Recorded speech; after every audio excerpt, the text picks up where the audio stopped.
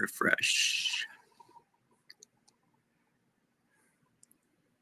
Actually changed my lighting. I feel like the lighting is a little better now. Oh, do you? I added something. I hope it looks okay. Cool.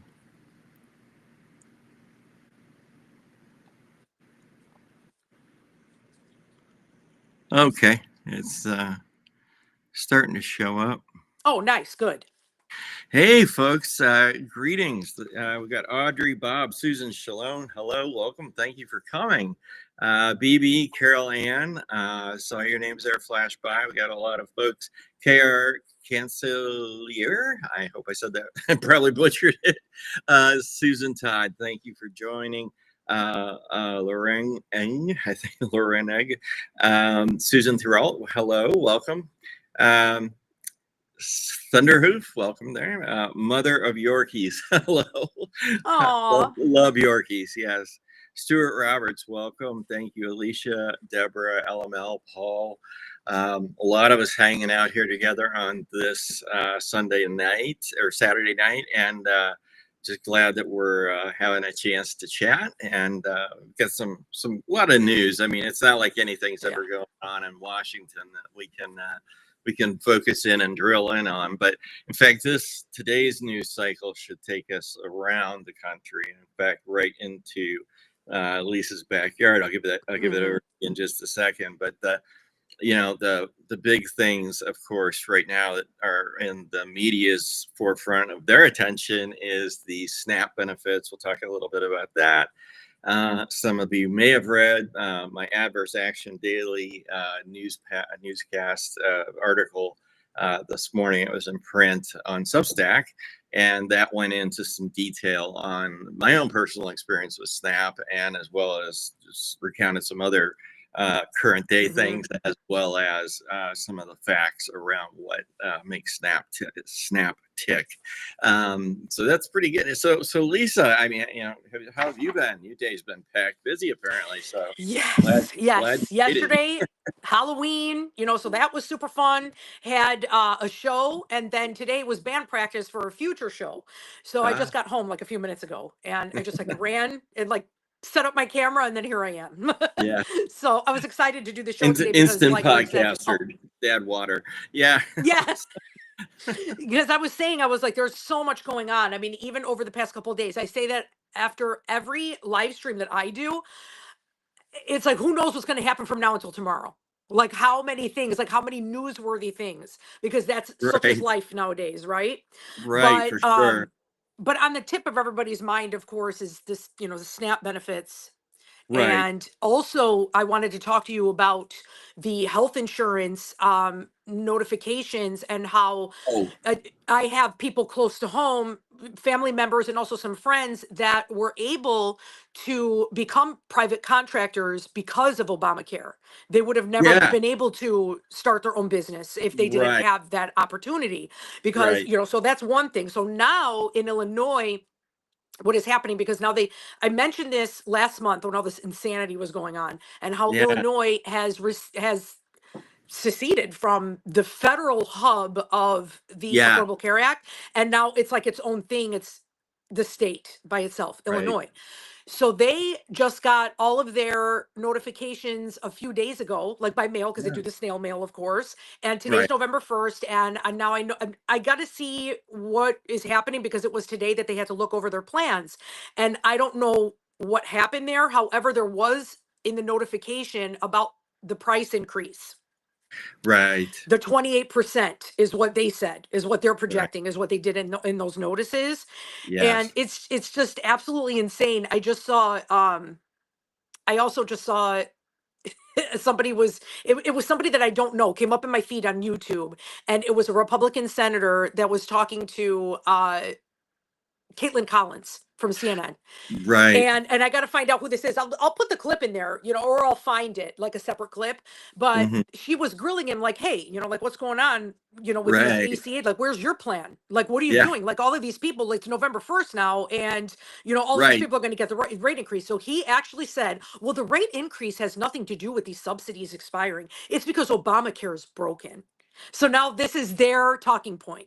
Their Oh, talking point yeah, is of course. that it's because of Obamacare that, so, but like I said, the more that reality starts to hit, and it could be wishful thinking on my part, that at some point, like the propaganda is not going to match anymore. Like we're getting to that point where this is not Yes. going to work for them anymore.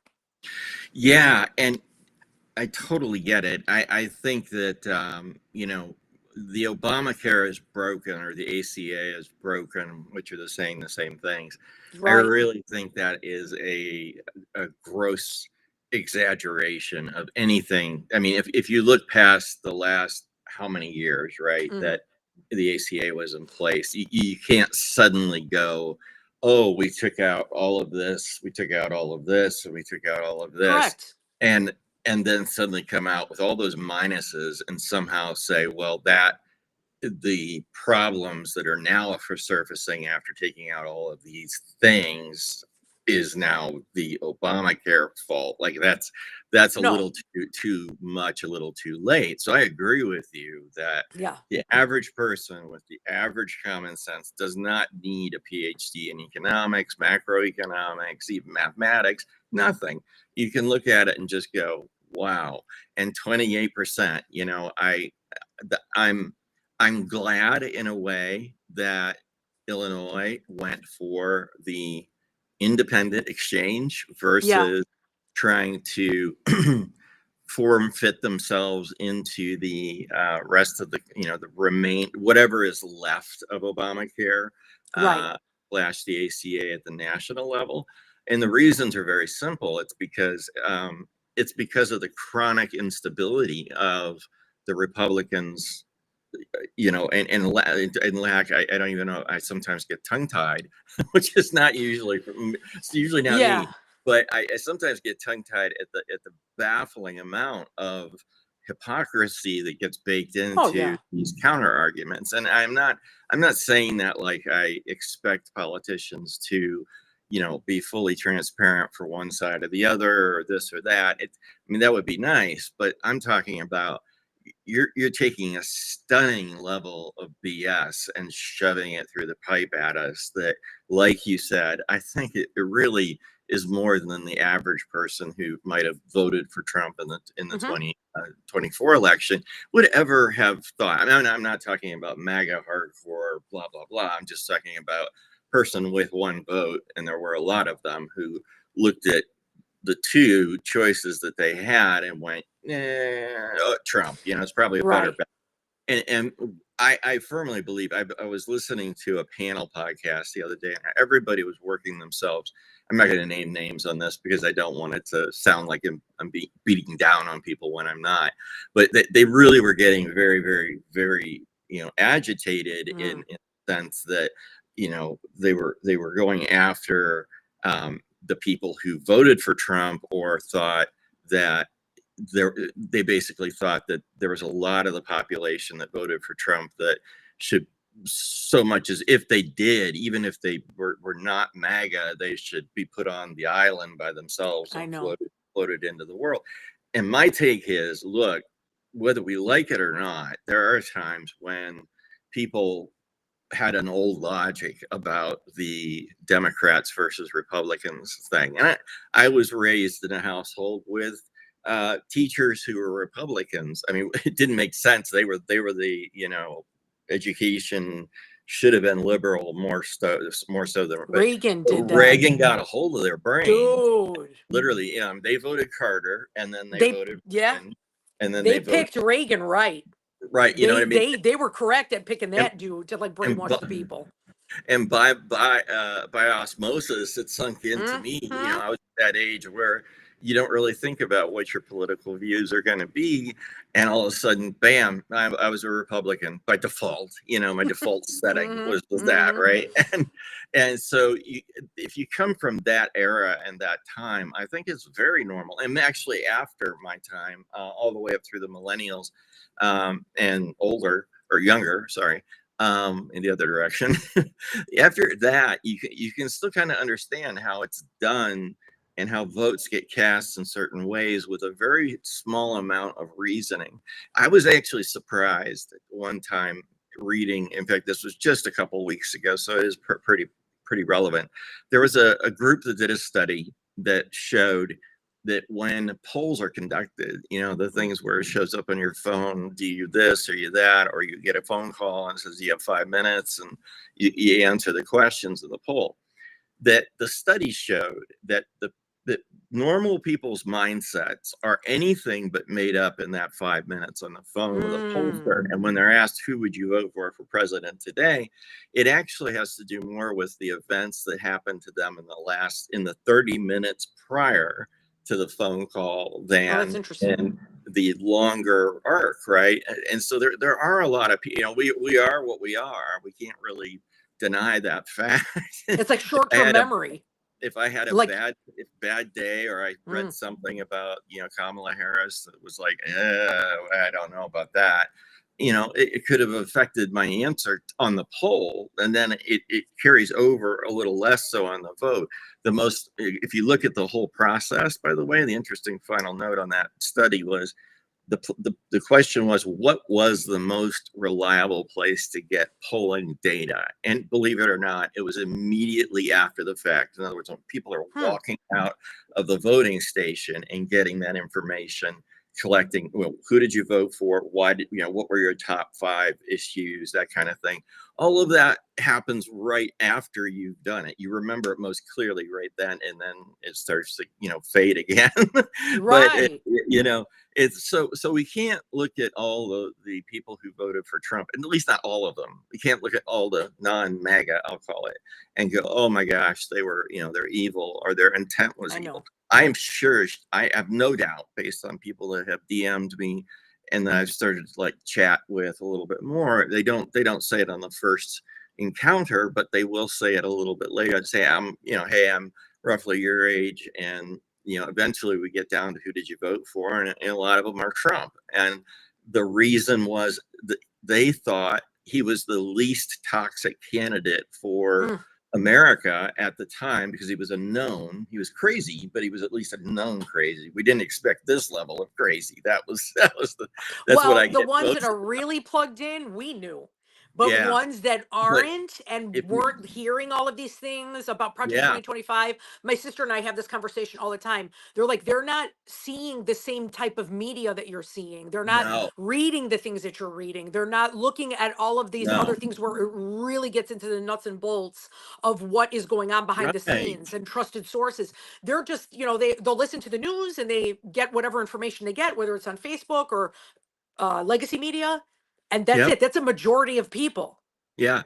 And the other thing that we go back to the billionaire conversation and the oligarchy thing all the time, right, Lisa? We talk about this forever and ever.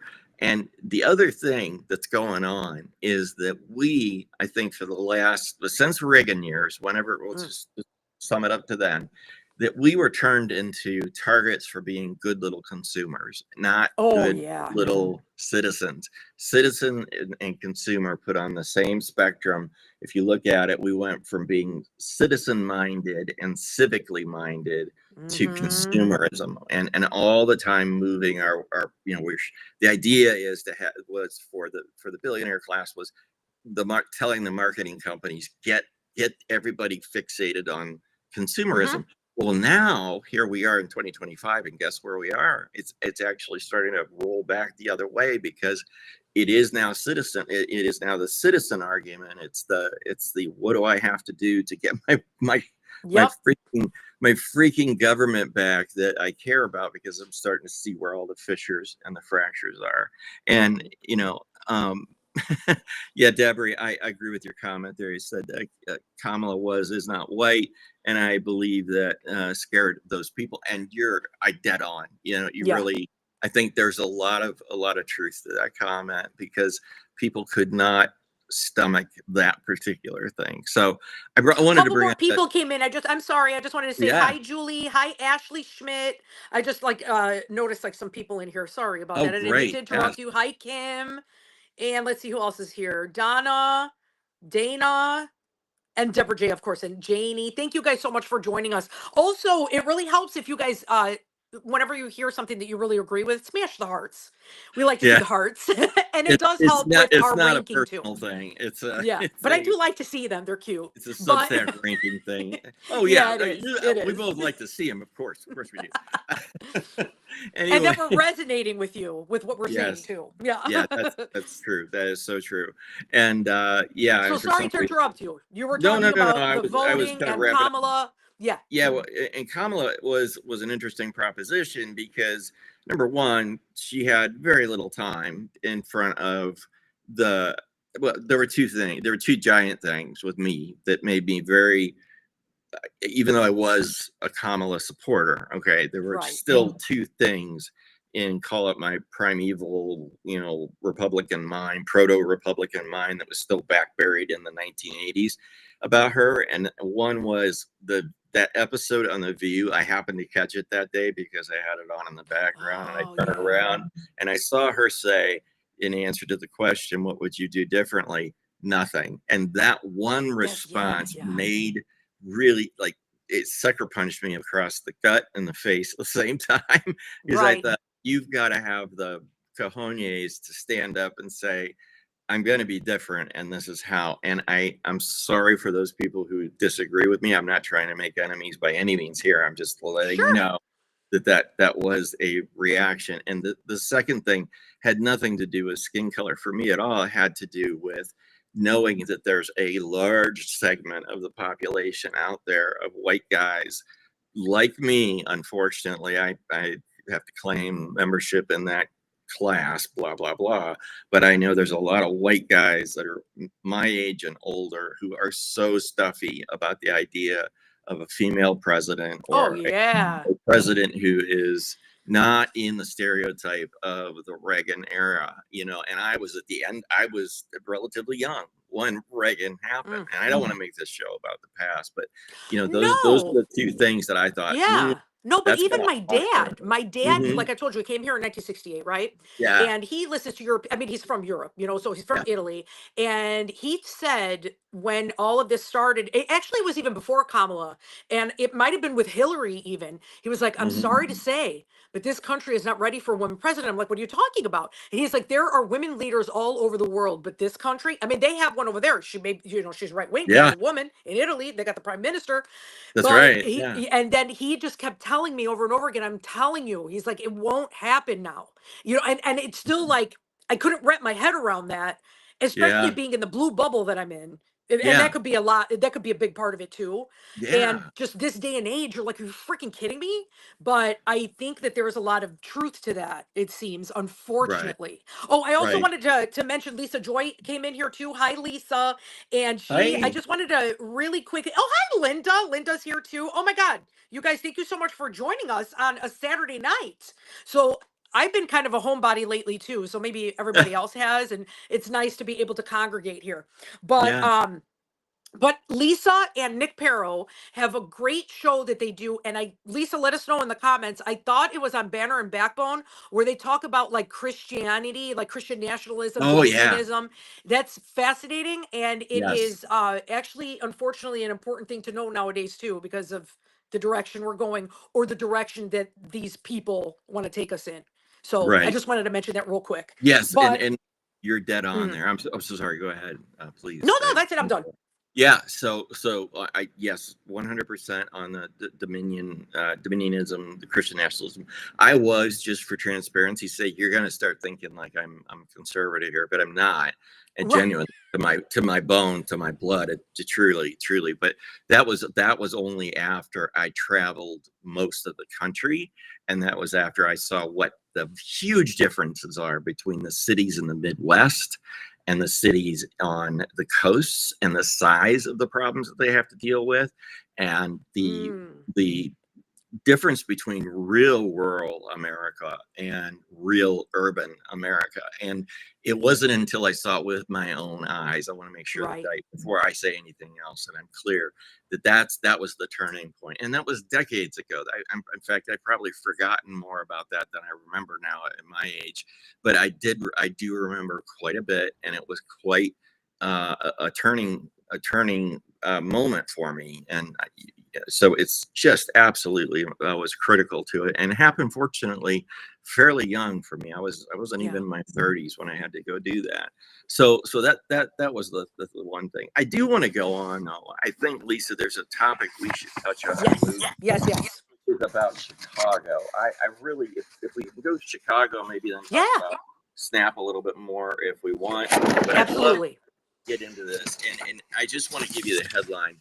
So we research the show before we go live with you all, and what we try to do is pull great reporting from many sources together and put it into this thing, which is pretty thick. It's 17 Mm-hmm. pages. And it's a brief that gives us a chance to look over multiple reporting points of view, and it also gives us a chance to see what what has been collected and what data is out there. This one was titled, the headline, I pulled it and just copy pasted it because I thought it covered it really well, and it was ICE is terrorizing Mm-hmm. Chicago for Halloween, and parents are fighting back. Really, they're fighting back, and the the reason I kept it like that, even though Halloween was yesterday, and even Mm-hmm. though we're there, is that we're entering the holiday season. Halloween is sort of the kickoff of things. And I know in Chicago, Lisa, you've got kids parades, you've got a Yes. bunch of things. Maybe you could tell us a little bit about what that's Yes. like there, and then Oh, go into what the implications of having ICE around, especially that guy, that lieutenant. I'm trying to think of his name. Bovino. Bovino. Oh, what a Yes. Yes. work he is. And Yes. work is not the Yes. word I want to use, but I know. I what know. what a Well, POS. there's a few things that, and then this actually ties into a question that I wanted to ask you about, actually. So, Mm, I think this particular thing happened last week, I believe. Maybe, hmm yeah, it was last week. It was before Halloween. And there's a neighborhood here called Old Irving, and it's actually near me. And it is affluent neighborhood now. It's an affluent neighborhood. Used to be more What like a what lot side more. of the range? Like what direction? In the north, south, west, Oh, east? northwest side of Yeah. the city.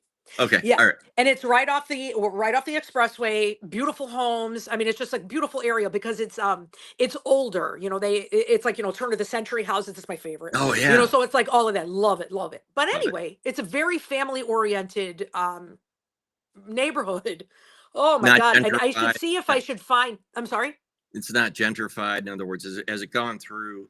Is It it in a did. phase where it's got a lot of younger families in Yes, it? that's what happened. Yes, Yeah. that's exactly what Okay. happened because it was very mixed before, and there were hmm like young families. There wasn't many Hispanic people in that area. Yeah. I would say there still are, though, like surrounding it as well, hmm because it's kind of really mixed now on the northwest side. It used to not be when I was a child, and now we Right. have like a lot more eclectic, like different ethnicities here now, which is Yeah. great. I But was going to so ask, anyways, is your opinion yes, that it's worked really well, or what's I your? think so. The Okay, neighborhood's great. gorgeous. I mean, it's Yeah. beautiful. So, and there are different types of families and even different ethnicities. A lot of it has to do with the income bracket, I think. Yeah. Like you could tell they're Sure. professional families, but they're different ethnicities though. But they have Right. like different, and they're like in that neighborhood and it's very family oriented. They have young kids. Well, they were Right. having this Halloween parade. Dude, I gotta find. There's a one independent media show, and I don't know if anybody in the chat knows about it, called The Majority Report. Sam Cedar, based in New York. Yeah, and hmm I've listened to them or whatever. So they've been doing a lot of coverage on this, the ICE shenanigans. And this is the first time that I saw this clip from him because he featured it, and I was like, oh my God, it had just happened, and it was like right in my neighborhood, or Right. not, or close to my neighborhood anyway. Well, these kids are having a Halloween parade, and it was probably super cute. It was a beautiful day outside, and in come rolling these ICE agents. It was like two vans of ICE agents, and the clip opens Wow. up, tear gas everywhere. Tear gas, like it literally Oh, was opaque, like you couldn't even see. And what ended up happening is that it looks like maybe they went to someone's house, because why were they there? Like I don't know exactly how they're finding two these vans people. worth of people needed for this? Oh my Yeah. Lord. And it was Wow. like, to detain them, these, whoever it was. So what ends up happening, so the kids are there and they're just like out and about, like in the neighborhood, tear gas everywhere. Everybody comes out of their house, and Sam Sure. Seder highlighted this one guy that was in his pajama pants and he had no shoes on. He came running out, and What? yeah, he like literally was screaming and yelling and got in their faces, like up against the Oh, van. And she okay. was like, "There's children here. Like, what are you doing? Like coming into like doing this stuff, like deploying tear gas and everything." And then he started screaming about Customs Border Patrol. And then when I started, because we're, I think, in a zone, because we're at the border of Lake Michigan, that we're one of the zones where Customs Border Patrol could be Right. deployed. I can talk And about that. Yeah. yes, and I wanted to ask you, because last week you asked, or you talked about how they did this huge turnover, ICE, Right. that they were turning over the leadership. They were like changing the Yeah. leadership with There were, I ICE. think, 12 affected positions. Yeah, something like that. Yeah. Yes, and some of it has to do with them now wanting to deploy Customs and Border Patrol Right. instead of these goons that we don't even know who they are. They're probably militia people, people that aren't trained. But Customs Border Right. Patrol is trained. Yes. And aren't they like more like militaristic even? Like Yeah. their So, tactics and so stuff. So that's what this man was screaming about. Well, tear gas was going on, and like because the story probably just broke. mhm. That's probably what happened. So I'll find the clip and I'll put it in the replay so you guys can see what I'm talking about. But that was Right. last week, and more stuff has happened since then. But anyway, Right. Customs Border Patrol. So that specifically, okay.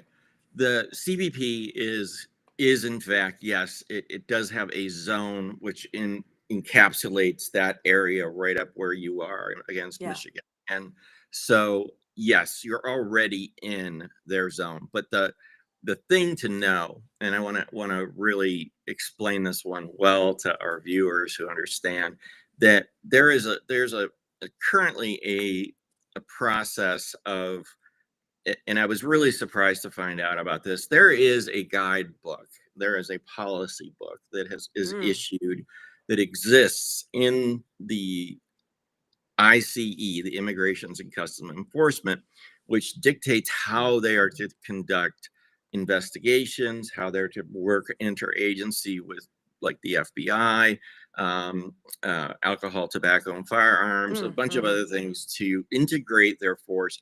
And what they're doing right now is so far off book. Oh I my can't God. even really put a word to it. It is the way these things are supposed to go down, according to the stated policy of DHS, is that they're supposed to go down at off hours, not interrupting business and the commerce, not traumatizing children, or not putting minimizing the chance that actual, like if they're going to handcuff somebody or put somebody in restraints of any kind, that happens out of sight of children, like they, restrain them. And only in the most extreme cases do they do it in front of the children, and that's usually Right. because the person's out of control, or on, perhaps maybe having, drugs in their system, Mm-hmm. or alcohol, or whatever. But so they are so far off book right at the moment that it's unbelievable. And ICE is having a problem, an image problem, containing their people. They're even their, when you've got people like that Bovino guy, he doing the Yes. things, he's wearing the Hitler trench coat, he's wearing Oh, this get up that is just, that's sick. It's like wrong in the head. We're talking about people who are not working with a full deck of cards, a full blade of silverware. I don't know what you want to call it. Not all the light bulbs are on. That these are people who are in a fetish of their own glory. They mm-hmm. believe Mm-hmm. that they are the thing, the righteousness that has landed on earth from heaven, and here to deliver justice. And they're none of the above. They're humans. They're Right. just people. And so CBP, I want to go back to, which is that CBP is trained on extremely complex type of deployments. So they're the ones that are supposed to know. And in fact, is to use it as an Right. example, that apartment building invasion where they Mm. Black Hawk helicopters Yep. flew in. That, again, interagency coordination, and they repelled down the lines. It was a total performance stunt for ICE, as it turned out, because it was CBP working under the auspices of ICE, and so it made ICE look more terrifying. And right now, I think we're overwhelmed with the number of acronyms we have to deal with. ATF, ICE, DEA, FBI, ABC, CDS, whatever. There's so many different places that are coming into this picture. And then at the very top, what do you have? You have Trump confusing it even more by saying, well, we're going to throw the military in on top of that. Now we're going to add more acronyms to your vocabulary. So I'm really in the frame of mind of like, what is it that we have to do to stop this nonsense? Because number one, the policy violation. If you're going to go change your rules of operation and engagement, it should go through congressional channels. There's a lot of shoulds in there, right? But they're all theoretical until they're actually forced to happen. And what it really needs is a campaign between normal everyday citizens like everybody here on this particular show, and as well spreading the word. And then as beyond that, really a large group of people calling up and pressurizing that Senate or Republican seat that they have access to that's directly representing them. And then if not that, go to the committee level. And you can scream at any committee pretty much you want. I've printed them all out. And you can scream at anyone because they all have some sort of a hand or oversight in all of this nonsense that's going on. And are proceeding to do nothing, zero, nada. There is nobody getting their ass hauled in front of, there's no Pam Bondi 4-hour hearing version 2 schedule at the moment, right? This is all a lot of, we're paying our Congress to sit, particularly the House of Representatives, to sit and literally do nothing. Mike Johnson suspended the House, for all we know, forever with indefinite health care and indefinite paid leave. And I would be the first people to stick up my hand and say, okay, when do you cut the health care off? And then right after that, at the same time, why don't you cut off all the pay until these guys get their asses, unless their asses in their chair at their place in the House of Representatives doing their job or their office. They don't deserve to have any money. And I've been thinking about that a lot lately. I'll come back to my idea about refunds in a minute, but the whole CBP thing is, I just want you to know, they're trained at a much more military level, and that's what I thought. Professional level generally. Yes. But they're not supposed to be just rolling in and doing stuff with things. I mean, they are there to ensure the viability of the border itself, of our country up against any other country. That's why they were created. In ICE is a different fundamental function. Exactly. So I would this is insane. I wanted to highlight one comment here, Linda Simpson. And Linda, I know she's in law enforcement. I can't remember what state she's in, but I know she's in law enforcement. It's like most of what they are doing is not appropriate nor approved for professional law enforcement in the U.S. I find their tactics and practices reprehensible and disgusting.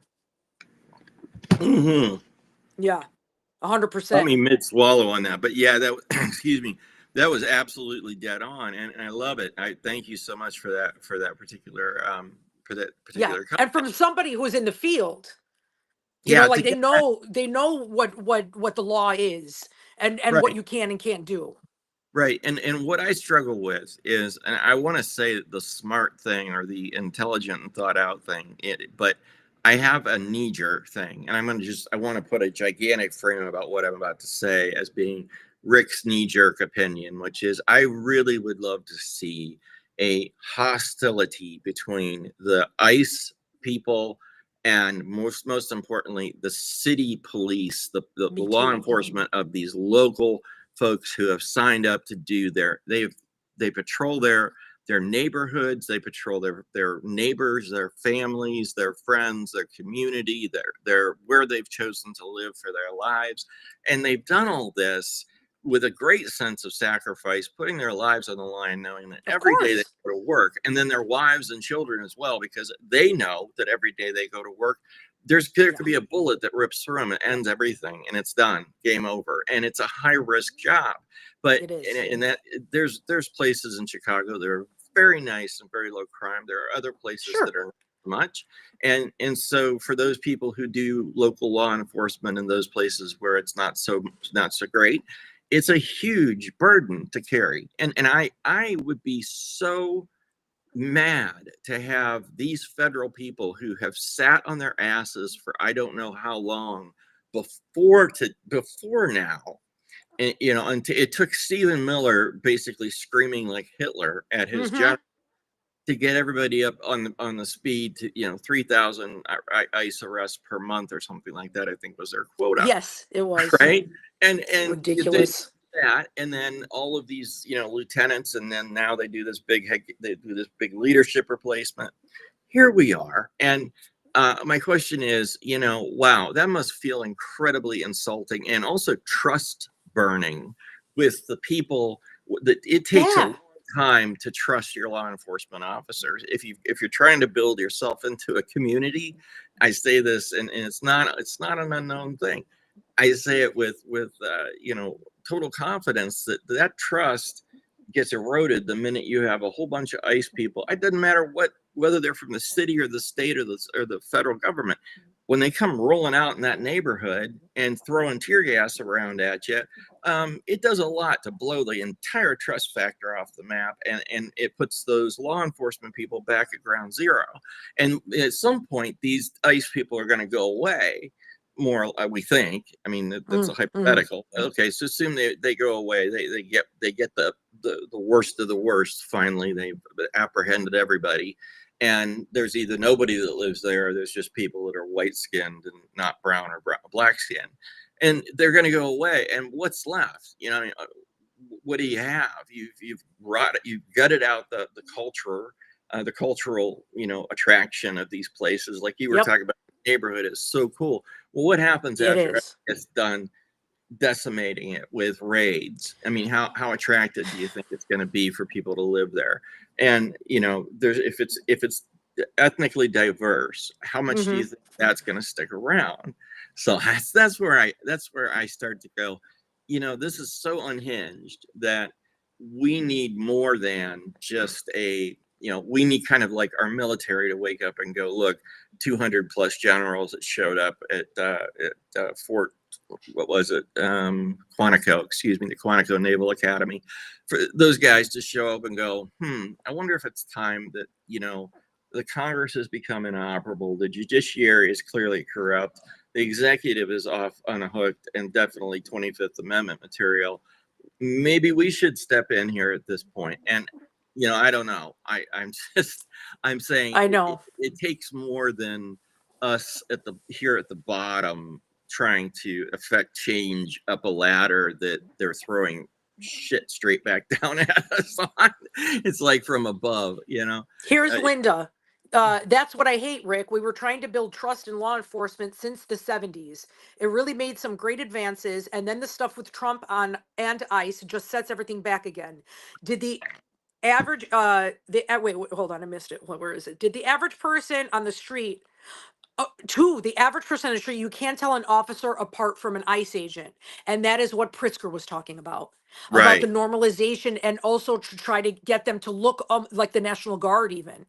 Yeah, and it's a there's this norm. It's the Overton window thing we talked about, where stuff that's crazy today looks normal tomorrow because it's been inched there one notch at a time, and that's what's happening to our perception. And it's like, I find it that I actually stepped back from it for a minute today, and I thought, wow, think about this for a minute.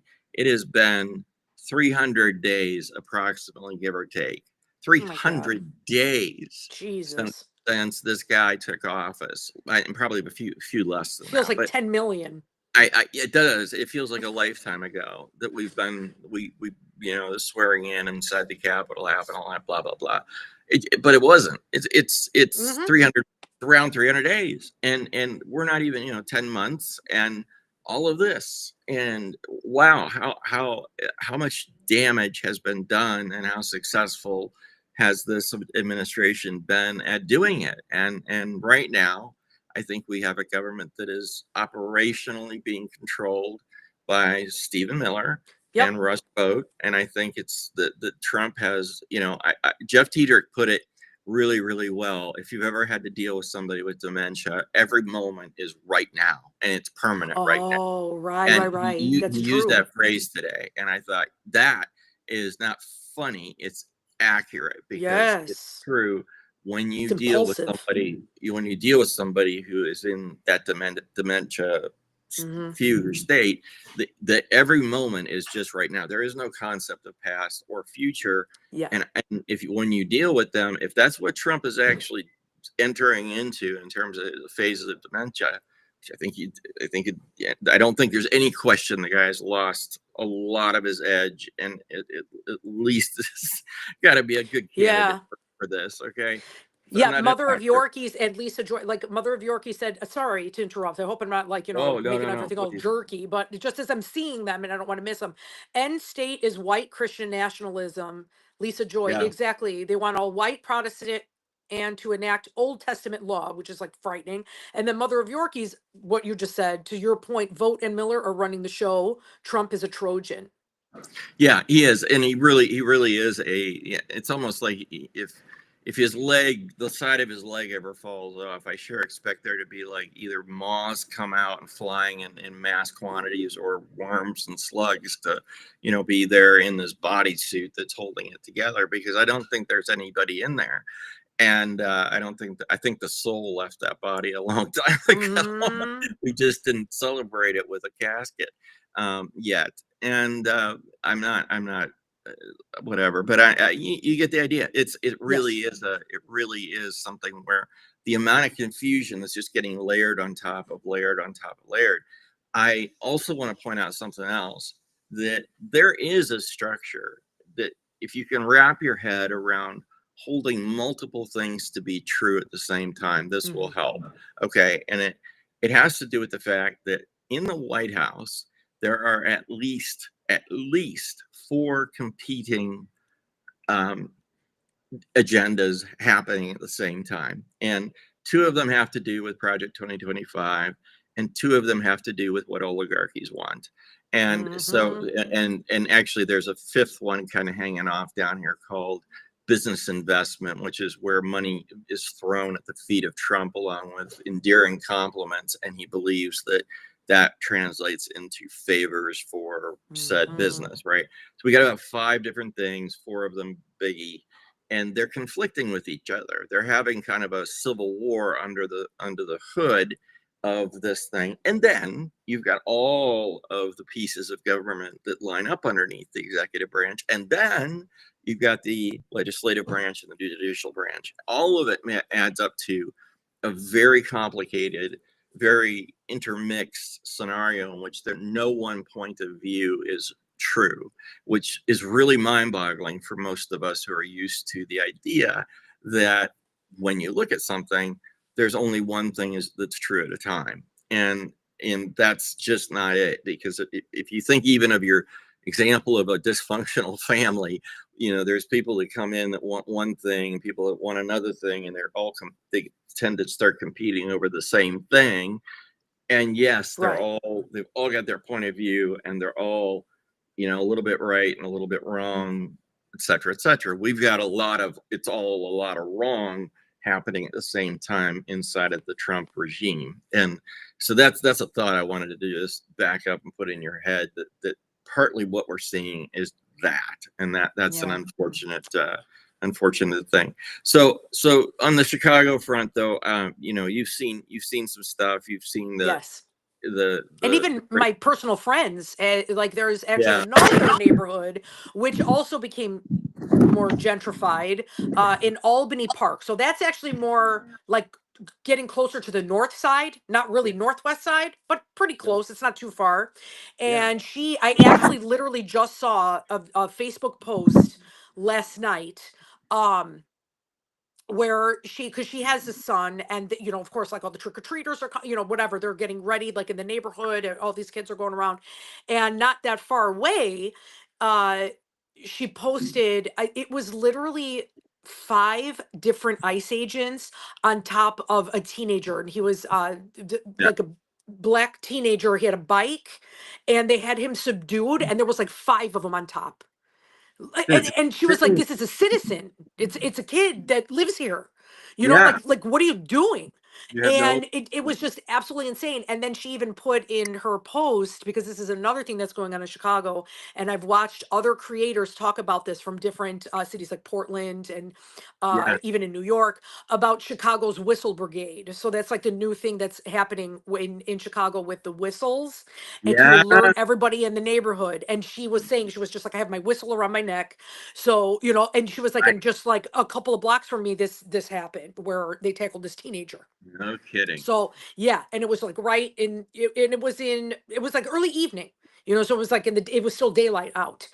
I was like, Yeah. oh my God. But yeah, there's a certain code with the whistles, where Yeah. and people are making, even bars are, like people are going, and the patrons are going to like these restaurants and bars, and people are making these packets with like the whistles and, Yeah. like the know your rights cards on the Yeah. inside, and who to Yeah. call and everything. So they're passing all of those out to Right. to everybody, which is very helpful. And you hear the whistles going off. It's supposed to be like, a short abrupt whistle is like an ICE sighting. If they see ICE apprehending someone, that's when you hear those long Yeah. whistles. Yeah. Yes, yes, yes. And then Wow. everybody comes running.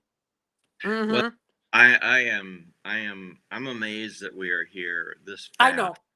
inside of 10 months going into the 11th, and it's absolutely terrible. But I think there is some hope. There is an army of lawsuits right now that are There blind, is. and we cannot forget the power. Here, let me say this so I don't betray my inner feelings to the audience without being completely honest. But my feelings are this, which is I don't ever like having only one branch of government holding us back from Yeah. pure unadulterated fascism. Scares the living bejesus out of me. That I want to say up front, because Hmm. I say there's I a lot of agree. dudes, and I try to sound hopeful about that. I'm like, yes, but that is putting it under the rule of law. And then when you put it under the rule of law, you have everybody that enforces that rule of law, In the unfortunately, executive. executive branch, which is a huge thing in our list of things the Democrats and liberals and progressives need to clean up after this Yep. all passes or comes to an end one way or another. That is at the top. Is there? These independent agencies cannot continue to function under the executive, because we've just proven through this unitary executive thing. If you're not up to speed on that, we'll talk about it later. But the idea is that Trump runs it all, and Hmm. that is not how the Department of Justice was set up. The FBI, any of these places, they were supposed to have independently assigned, appointed, etc., people to run and operate those agencies without executive branch interference. And we should have seen it coming. So I do put some of that back on the uninformed voter that said, give it to Trump because I don't particularly like Harris. That to me isn't that was a red flag back in for the first term, and it's Yeah. a red flag now, and it's a screaming red hot on fire flag. So now, unfortunately, so the other thing I think we can shift, maybe pivot over to the other thing that I saw today, which was our third story. It was around, this is actually more of a beacon of hope statement than it is a bad thing, even though the headline sounds bad, because the nation's largest employers are putting their employees on notice. And what they're doing, and essentially, is Amazon. If Unfortunately, is not a big presence in most of the communities, but if you live in the Seattle area, you live in the Renton and that whole area up in there. If you live in that, I'm at Kirkland. And, Your sound is going low a little bit. I think there's okay, now. I think so. Yeah, I think you have something on your microphone.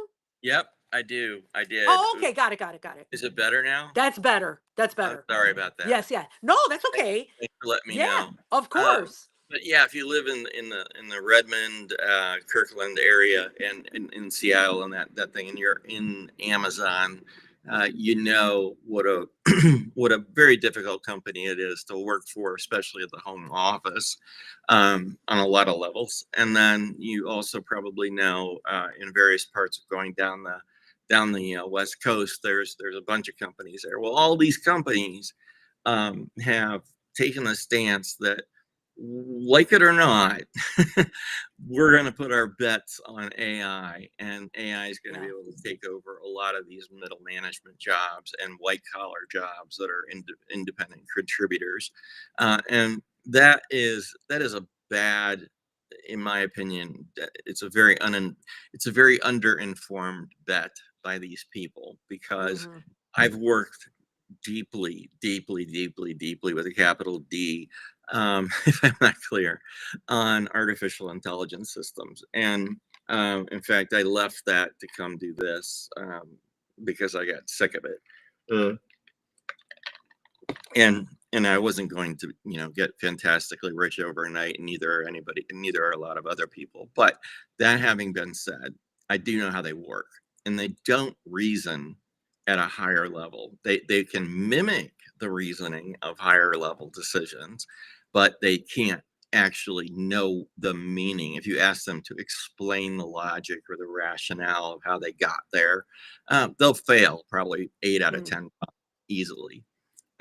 So there's a lot of room that has to be, there's a lot of the gap that has to be closed yet.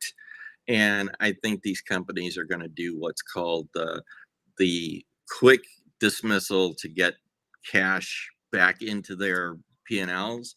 They're going to let go a lot of people, save a lot of money in the short term, and then they're going to do the regret rehire, which is oh Mm-hmm. shit, we didn't know what we were doing. We thought we could get this done. Can you please come back to work for us? So I have this feeling, and that's the beacon of hope I want to talk about, which is a lot of these big companies, and there's two parts to it. A lot of these big companies that are letting lots and lots of people go, which in turn has this effect. I've watched this happen over and over and over. It's a pattern. It's just another one of those things you learn through life, is that there's East Coast, West Coast. You have people flock to the coast for jobs. They move in. That's why a lot Yes. of California is, there's a lot of folks, there's a lot of folks who are not beyond first generation in California. They have arrived in their adulthood at California or in California. Same is true with Oregon and Washington. I've lived in Washington. I was one of those people in Seattle. Same thing, I did it also on the other coast, which was in Connecticut. I moved into where there was a hedge fund that I had interviewed for and gotten a job with, and I moved there. This is years ago. Moved there, and so I flocked to the coast. Same thing, and it's got real quick in both situations that when the economy contracts, you move back towards the middle. The Mm-hmm. Midwest becomes a lot more attractive, Mm-hmm. is the prices are so astronomically lower, especially for housing, and usually including food, but not always. Mm-hmm. Um, there, there's, and then what that does is take and compresses the job market in the middle, right? Because you suddenly added all these people. Well, what ends up happening, and I want to point this out as my second part of the good news, is not as many companies realistically are as aggressive as these big monsters like Amazon at biting off the apple, if you will, of the tree of the latest greatest. Mm-hmm. They're what's called fast followers or slow followers. If you're in business at all, you'll recognize those terms probably if you in the management side. But a lot of companies, and they don't care to be the bleeding edge, right? They don't want to risk putting their operations. They can't afford big losses like Amazon. Amazon's got tons of cash. So does Microsoft. If they screw it completely up, they have lots of money to burn before they get into going into even debt Mm-hmm. to fix the problem, right? So they can afford to make mistakes there. A lot of companies between the coasts do not have that luxury. They have got to execute things on proven paths, which is really good for the job market, because it does mean the people that were displaced from those jobs on the coast and do move into the center. There's a greater demand in the center, or the Midwestish areas, for people with tech skills, for people with white collar skills, operations, those kind of positions that may not be blue collar per se, or trade, Right. like trades and stuff like that. But they need people like that. They need human project managers, and aren't ready to shovel over their project management to a virtual robot running on a computer. Like, I think Amazon is about that close away from trying, and they're going to fail dismally to it, because again, it goes back to how AI thinks. It doesn't think. It mimics other people think, which is a big difference. Mm-hmm. So I wanted to just say, yes, while you may read headlines of the big companies doing layoffs, you'll also read the fine print behind it, which is that the other companies in the rest of the country have not made those commitments to sink their fangs into the into the apple of AI or whatever. There's a lot yet they're all sitting back, sort of doing this. And I've been in this for years, so I know this game. They're sitting back watching these other dogs do this stuff, and they're going, "Wow, he got blown up good," and That's good to know. Yeah, they take the slower, more cautious path, and they do it for a reason. So I want people to feel that vibe, that there's if you're feeling like there's pressure coming down, yes, there's cuts everywhere that are going on. I can only say I know that, and I've lived through it, and I know exactly what it feels like, and it's terrible. But I want to buffer it with the biggest message, which is to say, lots of companies in the Midwest have no desire to be there. So thought I'd talk about that for a minute. Yeah. And then where were we? We were going to go into, I had a couple others, and we're almost at time. Yeah, or I am a little over time. I do just want to, I'm going to skip the Heritage Foundation, Lisa one. Okay, yeah, we could always do that tomorrow. Let's do Pete Hegseth, because it's so short. But here's the last one for the day, folks, which you may have heard Trump tweeted out. I mean, he tweeted nuclear policy. This is okay, or posted nuclear policy, whatever you call it when you post on his failed social media app, Truth Social. But he basically truthed out that he wanted to resume nuclear testing immediately, is effective immediately. Like, I'm the commander in chief and I can say it. So now, and it's like, what? Because the level, I just want you all to know that it's probably not going to happen for years, if ever. And the reason being, you cannot just start willy-nilly going, what, eeny, meeny, miny, that one, let's go blow that one up. You can't, it doesn't work like that at all. To actually test it, you have to have a meaningful test, which is much more than an explosion.